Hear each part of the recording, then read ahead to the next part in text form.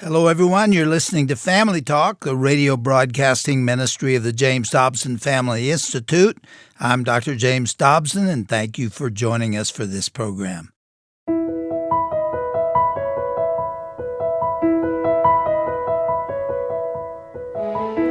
Well, welcome back to Dr. James Dobson's Family Talk. I'm Roger Marsh, and in just a moment, we're going to hear part 2 of Dr. Dobson's classic conversation with Victor and Eileen Marx from All Things Possible Ministries. Together, this husband and wife duo lead high-risk rescue missions as a part of their ministry's global mission to set captives free physically, emotionally, and spiritually. And what you're about to hear marks the final time that Dr. Dobson was in studio with Victor and Eileen Marx before Dr. Dobson went home to be with the Lord in August of 2025. And as a result, we have included this conversation as part of our 2025 Best of Broadcast collection. It features some classic work from Dr. Dobson dating all the way back to the beginning of the Family Talk ministry. It also includes his final studio interview, as well as the last words Dr. Dobson ever spoke into a microphone here at the JDFI. It's a highly anticipated resource. It's available right now as a 6-CD set. And when you go to drjamesdobson.org, you'll find out all the particulars you need on how to make a donation in support of our ministry and receive the 2025 Best of Broadcast collection as our thank you for that gift. And now, let's hear part 2 of Dr. Dobson's conversation with Victor and Eileen Marx. As Victor is telling the story, he's just entered Gaza, a highly dangerous and active war zone. When we went in, this is very funny, and we go in, me and one other person, we're Americans, this SF team takes us. Most of them are backing down this berm because I thought they were going to bring us up north. They brought us right into Gaza City. I mean, the fighting was going on. So we get up on this berm, and I'm like, Lord, the main thing you told me to do is pray, so I'm going to pray. And I have my buddy next to me, and I just lift my hands up. Now, I'm silhouetted. You can see me. And I just start praying over the evil of Hamas, protection of all innocent people. And as I'm praying, I see my IDF friends. They're getting lower and lower, and I'm not really understanding, but I just keep praying. Here's what happened. Unbeknownst to me, there was a sniper in a building in front of us shooting. I didn't know. They knew. But they were like, I had kit and a helmet on, but still, you don't want to silhouette yourself with your arms up like, hey, take a shot at me. I keep praying and praying. Then I heard the sounds of a tank track, and it's actually on video. It's very like, This tank came out of nowhere, an Israeli tank, turns, aims its turret at the building and goes, vroom, and just puts a big round right in that building, goosh, and the shooting stopped. But yeah, I think faith in action, good works that God's prepared for us, everybody in their own lane. Like I would never recommend somebody doing the work we do. You got to be called to it. But just being faithful to the lane that God has called you to do, man, that will impact people. And we need men to step up and just trust God and obey in every area and stop compromising. That's the killer of real moral and what I would call moral masculinity, compromise. And then from there you went to Iraq? Yes, sir. Our last mission, which was recent, we'd been planning. This is the one I want people to hear. Well, my bride and I, our team had been planning a rescue from our intelligence of a young woman who had been held captive for 9 years. And we'd come back from Israel. I'm exhausted. I mean, I'm smoked because we hit Israel twice, and all of a sudden I get a call, hey, boss, it's a green light to get this woman, this girl. And I thought, I prayed, and I said, okay. The only thing is we needed a female on our team, the best chance of a good rescue. So because she was being... Let's get this straight now. Yes. There's a girl there that had been in captivity for how long? 9 years. 9 years. By ISIS. And you're going in there with the goal of bringing her out. Yes, sir. Did you expect not to survive that? I mean, you're going into Satan's world there. I would say this. We always expect to win every time. We've never entered any engagement or rescue without 100% confidence that the Lord is in control. Now, we've had the hard conversations that because of the work we do, if one of us end up in heaven, are we okay with that? I remember looking at my bride remember it was to rescue a little boy, bring him out of harm's way in Mosul. And I remember telling Eileen, babe, this is a bad one. We do risk assessments. I go, this is really bad. And she's like, well, did the Lord tell you to go? I said, yeah. I said, Eileen, I got to interrupt. You didn't have to do this, and you were putting yourself in risk. You're the mother of all these 5 kids. How in the world did you get the guts to do what happened? Wow. Well, you know what? I think it's just God speaking to us. He gives us a peace, and I don't question that peace. Yes, I mean, every single time that we've been in, there's always that chance that something bad can happen. But you know what? I've looked at our life. It's like, this is not my life. God saved me, and I'm not afraid. I'm not afraid to die because I know where I'm going. And so many of the people that we are reaching, so many don't know. So many don't have that eternal confidence. So that's what moves me. Okay, tell us what happened. You're going in there to try to rescue this girl. Yes. How old was she? Late 20s. So she was kidnapped as a teenager. Did she know you were coming? No, she did not know. So there were so many different pieces that had to make this happen because she was being held in a place that was controlled by ISIS. And some things we can't share because it's for security reasons even now. But so we had an incredible team that has intel that, like Victor said, 6 months of planning. So now the window is open. So we get over there and we understand what we're dealing with and who's behind all of this. So we just went with actually great expectation. Like Victor said, we had such great expectation. Even though 1,000 things could have gone wrong, 1,000 things went great. In fact, the last piece of this whole rescue, we are in a vehicle. We are heading back to our safe house. Mm-hmm. There is a checkpoint that nobody ever gets out of. Nobody. Our vehicle with the woman and her 2 children in the back seat, we go right by the checkpoint. Nobody stops us. They didn't even stop. It's like an angel was Eileen covering the car, and it's like the people at the checkpoint didn't even see us travel. It was so, that to me is like, this is the final stamp of God saying, you're done, you're through. So you and another woman walked into the place where this girl was being kept. So it was only Eileen. Yep. And it's so complicated even now. There's some details we can't even I don't want you to put yourself at risk. But I will say this, that Eileen was the only female to make first contact with the mother and the 2 children. And it was so high risk that our lead ops guy just said, Eileen, if there's a man with her, he's ISIS. And if he tries to grab her, or if he even looks at you, you have to draw your weapon and kill him. And we don't ever want to engage people and have to use violence to do what we do, but we're certainly prepared for it. And thank God, I mean, Eileen, when she was kidnapped, and again, folks, listen, civilian clothes, jacket, low-vis body armor, you'd never know. But she's carrying a pistol, 2 mags, a blade. She put a grenade in her pocket. It's very funny. You look at it and go, man, people have called us the real Mr. and Mrs. Smith. We always chuckled. We didn't, until we watched the movie. Then we're like, oh, my gosh, maybe kind of we are. But I asked our team, Doc, I said, first of all, what's the oldest female operator you've ever worked with in these type of high-risk missions? They were like mid-30s. And folks, I'm telling you, ladies, my bride turned 60 before we did this. And, I mean, she looks like she's in her late 30s. Yeah, that's true. So we're very disciplined to stay mission ready, and that's our challenge to both men and women.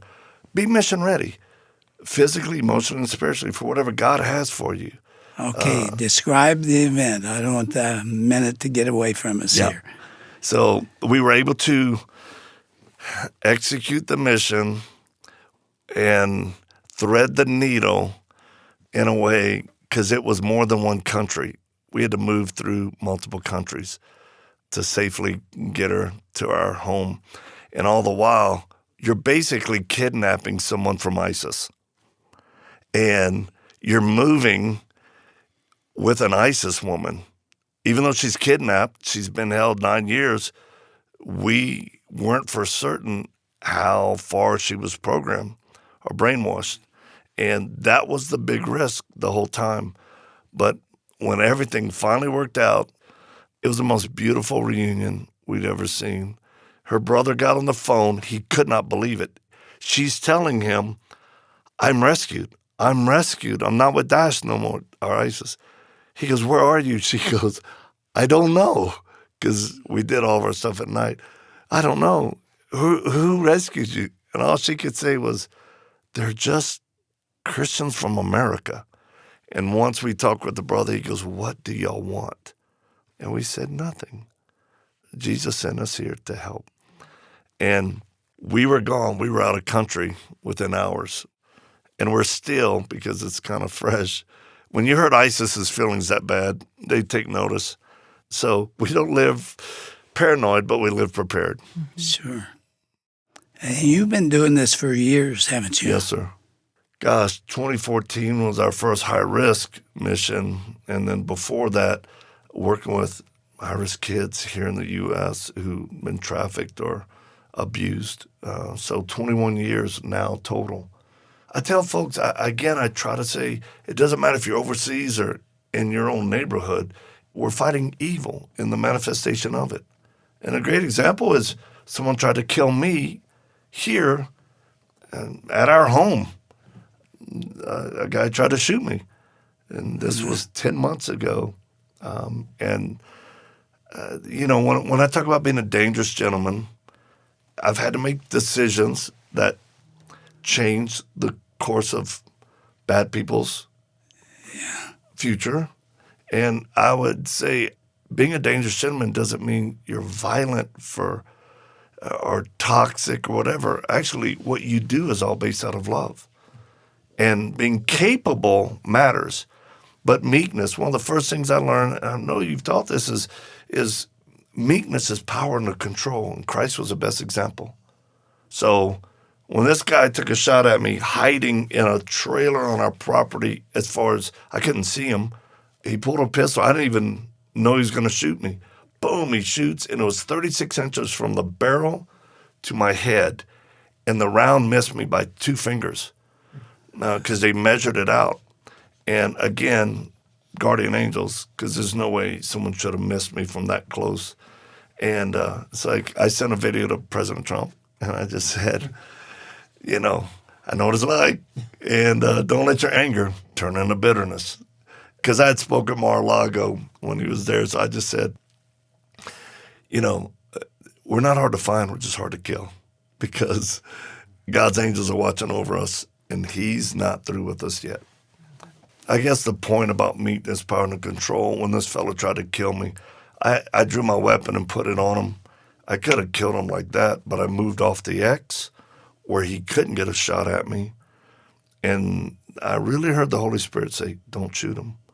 Because I could have killed him right there, and it would have been justified. But instead of shooting, it was contain him. Contain him. So had he come out of the trailer as a threat, a hostile intent, then I would have killed him. But I didn't. 5.5-hour standoff by SWAT here in Colorado Springs, El Paso County. He gets arrested for second-degree attempted murder, and he's facing that. Eileen, you live in a dangerous world. How do you cope with that? Well, again, I just go back to, what? I know why we're here. This is not our home. And our motto that we used to say before we got married is that we're just passing through. And I just have to say that that's God's faith. God gives us that measure of faith to really believe that and live that out.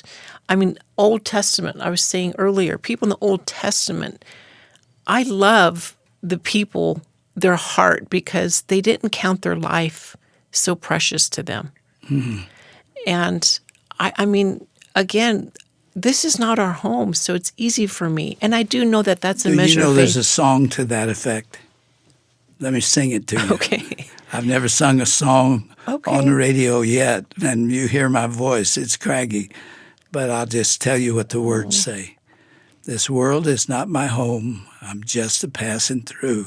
My treasures are laid up somewhere beyond the blue. The angels beckon me from heaven's other shore, and I won't be alone in this world anymore. That's I beautiful. love that. Amen. That's beautiful. I comforting. grew up with that song. Wow, that's Well, beautiful. and that's truth. Yes. And that's what men need now more than ever. And I think the young men understand there's nothing that satisfies. I mean, we have the highest levels of anxiety, depression, and suicide among our young people, more than ever. So this is when, Who are you referring to? in the U.S., young people, it's the one thing, like, well, I was just in Texas this past weekend, and I spoke at a youth prison. There was about 40 kids in there, all violent offenders. And I thought, man, here we go, Lord. And a state representative there, the warden, and they just said, man, if you can get through these kids. And I shared my story, and I told them the truth of the gospel and what God could do. You know, half of them raised their hand to give their life to Christ. Is that right? Again. So we are tasked with the responsibility of presenting the gospel. And I think the dangerous gentleman is a good way to encourage Well, men. let's talk about that. The dangerous gentleman. Explain that as a place to begin. Well, people ask me, dangerous gentleman, that sounds like a oxymoron. Is Jesus the dangerous gentleman? I think he's the best example, Doc, because everything he did was motivated out of love. And he had capability beyond anyone else on this earth. Christ never called us to be passive. That's a misnomer, and it's bad propaganda. He called us to have active faith, to occupy until he returns. I mean, how many times are we told in the Bible to not be afraid and to be courageous? So the book is stories and accounts of what we've done that I think will both encourage and challenge men. That's what we're hearing, to go, oh my gosh, God is able to do that. It's like Eileen told me in Iraq on a mission to go get this kid. I said, babe, are you willing to become a widow for the cause of Christ? Because if I leave here and go try to get that little boy out of Mosul, there's a chance I could be killed. And I'll never forget, I'd rather be a widow than married to a man known for being a coward. Oh, my. And women, you need to challenge your husband. Stop nagging. Nagging doesn't get anything done. One of the most powerful things Eileen has said to me is when I'm sideways or struggling, she just goes, honey, lead me better than that. Mm-hmm. And I'm telling you, husband and wives, that's the best ministry you can have. That's the greatest thing I've ever done, is stay married. Never cheat on my wife, never been cheated on. That's the greatest thing I've ever accomplished, because that's the institution that God ordained. From everything else, it flows. But if we didn't make it, then we wouldn't be talking about any of these stories of God's miraculous power. Victor, what is a man of courage today? I'm sure a lot of people really don't know because it's not modeled in many places. What does it mean to be a man of courage? Well, there's physical courage, and then there's what I would say moral courage. I think moral courage or moral masculinity, leading with that as a foundation, will give a man physical courage. If you try to reverse them, then there's a chance you won't accomplish it. Yeah. Stand up for what is right. Don't be quiet in the face of what's evil. And you've done that for all these decades. You've stood up against what the culture says is normal and right. We're living in a day and age what the Bible says that they'll call evil good and good evil.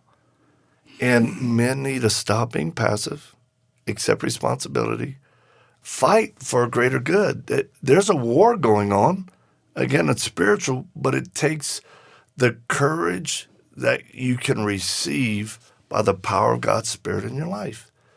It will be dampened, by, I think, impurity. I tell men, if you're looking at porn and you're not living a pure life, don't expect the power of God to flow through you. That will quench everything. Have a clear conscience. And, well, I never forget, I was in a locker room, some men were talking, and this has happened more than one occasion, and these men start talking about cheating on their wife. And they're laughing. They look over at me and I just looked at them and said, I don't find that funny. You made a commitment to your wife, and now you think somehow it's wrong.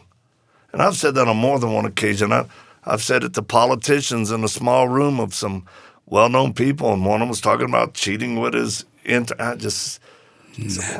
So, it's okay for men to stand up. Well, Victor and Eileen, I always enjoy talking to you all because of your courage, your commitment, the people that you have changed. And this book, I think, will be of great meaning to a lot of people because America has forgotten what it means to be masculine. Yes, sir. And to do what God calls us to do. It's always a pleasure talking to you guys. I'm going to end with a story. We've known you all these years, as I've said. Shirley and I decided to come over to your house and ask if you would teach her to shoot a pistol.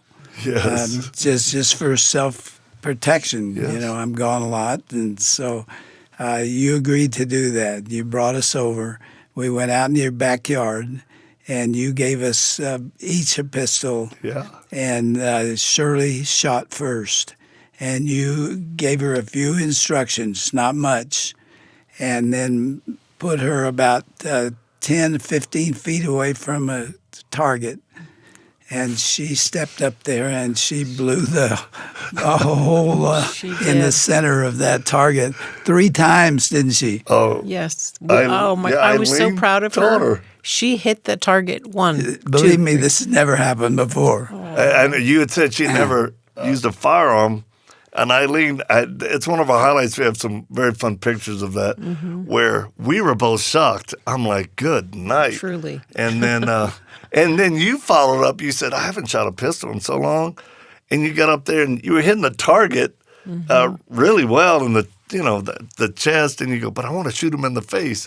I said, well, adjust this. Boom, boom, boom. You're shooting the target. I said, these are 2 warriors, babe. Oh, yes. Look, in their 80s, warriors. You're telling the truth now. This actually happened. Yes. Oh, we have photos to prove it. Yes. We were both proud and excited. Yes. And again, that's leadership. I said, look at them. They're out here still training, still hungry.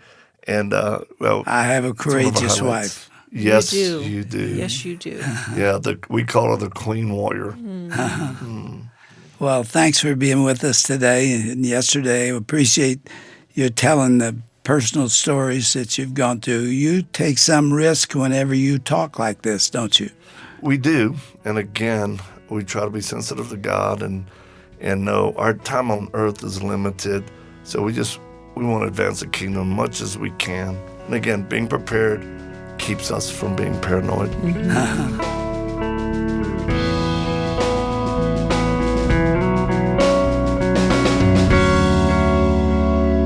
Well, you've been listening to a special edition of Dr. James Dobson's Family Talk, featuring part 2 of Dr. Dobson's conversation with Victor and Eileen Marx. Now, this was the last time that Dr. Dobson was able to sit down in studio with Victor and Eileen before he went home to be with the Lord this past August. If you'd like to learn more about All Things Possible Ministries or the book that they were discussing, Victor has written a book called The Dangerous Gentleman. Just go to drjamesdobson.org/Family Talk. And as I mentioned at the start of the broadcast, this conversation with Victor and Eileen Marx is included in our 2025 Best of Broadcast collection. Your prayers and financial support mean the world to us here at the JDFI, and now through the historic Dr. James Dobson Memorial Matching Grant, every gift we receive will be matched dollar for dollar, up to $6 million until the deadline of New Year's Eve, December 31st. This remarkable memorial honors Dr. Dobson's legacy and ensures that the only organization he entrusted to carry forward his work, which is the JDFI, can continue reaching families for generations to come. Go to drjamesdobson.org and get your copy. The 6-CD set is available there, and it's our thank you gift for your special year-end contribution of any amount to the Dr. James Dobson Family Institute, which will be doubled thanks to the Dr. James Dobson Memorial Matching Grant. Again, you'll find that information at drjamesdobson.org. You can also call a member of our constituent care team at 877-732-6825. Or if you prefer, you can send your donation through the U.S. Postal Service. Our ministry mailing address is Dr. James Dobson's Family Talk, P.O. Box 39,000, Colorado Springs, Colorado, 80949. Well, I'm Roger Marsh, and on behalf of all of us here at Family Talk and the James Dobson Family Institute, thanks so much for listening today. Be sure to join us again next time right here for another edition of Dr. James Dobson's Family Talk, the voice you can still trust for the family you love.